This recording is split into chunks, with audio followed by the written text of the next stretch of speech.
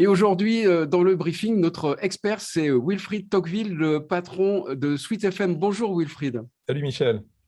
Alors Wilfried, j'aimerais que tu partages avec nous ton expérience sur les jeux SMS. Comment faire des jeux SMS pour gagner de l'argent à la radio? Et alors, ce qui fonctionne, nous, on s'est rendu compte que ça a évolué un peu au fil du temps. Et là, maintenant, et surtout en période post-Covid, c'est vraiment tout ce qui est loisirs, parcs d'attractions, ce genre de choses. Vraiment, c'est toujours un carton. Alors, nous, on est au Mans, les 24 heures du Mans, évidemment. Et on se rend compte que finalement, les gros cadeaux fonctionnent moins bien. Lorsqu'on fait gagner, on a eu l'occasion de le faire, une grosse somme d'argent ou un énorme cadeau, un voyage, etc. Finalement, ça fonctionne moins bien, certainement parce que les gens se disent c'est pas accessible, il va y avoir beaucoup de gens qui vont jouer, on va être noyé dans la masse, on va pas gagner finalement. Alors qu'un cadeau qui peut paraître plus modeste, là, les gens jouent beaucoup plus et c'est beaucoup plus rentable. La mécanique est toujours la même, c'est je m'inscris et je suis tiré au sort. Alors, soit je m'inscris et je suis tiré au sort, soit lorsqu'il y a beaucoup de cadeaux, lorsqu'on a une quarantaine ou une cinquantaine de places pour un parc d'attractions à gagner, on fait un système qu'on appelle de rang gagnant, où il y a un gagnant tous les 100, 150, 200 SMS. Lorsqu'il joue, ça leur dit vous avez perdu, prochain gagnant dans 50, 45, 40 SMS. Ça donne envie de rejouer pour arriver jusqu'au fameux rang gagnant. Et ça, c'est cette mécanique-là qui remporte le plus de succès, qui rapporte le plus de gains.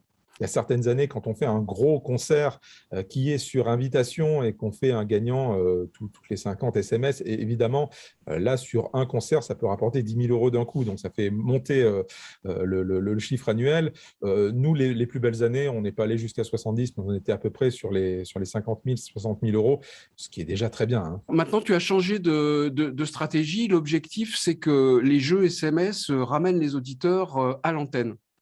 Au départ, on mettait sur les publications, sur les réseaux sociaux, sur nos visuels, pour gagner tel cadeau, envoyer suite au 7 17 17, etc.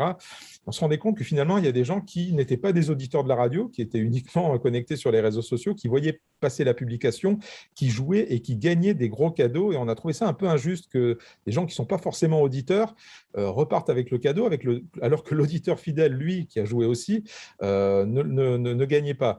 Donc, on s'est dit, priorité priorité aux auditeurs.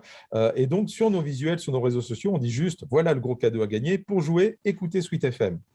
Donc là, ensuite, comment jouer? Il faut écouter la radio pour le savoir.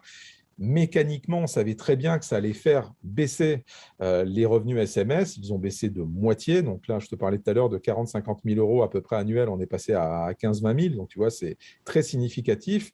Et on s'est rendu compte que ça fonctionnait. En tout cas, ça a un impact, je pense, sur l'audience. Les gens appâtés par le gros cadeau doivent écouter la radio pour le gagner. Alors, on essaie de ne pas multiplier les gens à l'antenne, on en a au maximum deux. Voilà, au maximum deux jeux simultanés, pas plus pour ne pas diluer les choses. Mais priorité et à l'antenne pour savoir comment jouer, et priorité et aux émissions phares de la grille pour gagner les gros cadeaux. Merci Wilfried pour ce partage d'expérience et puis à bientôt. Merci Michel.